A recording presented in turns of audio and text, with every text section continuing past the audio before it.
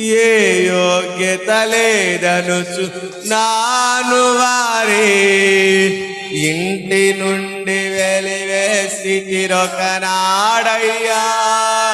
ఏ యోగ్యత లేదనుచు నాను వారే ఇంటి నుండి వెలివేసిరొకనాడయ్యా.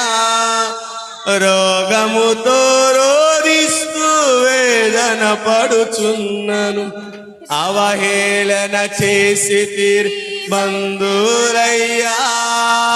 రోగముతో రోధిస్తూ వేదన పడుచున్నను అవహేళన చేసి బంధువులయ్యా.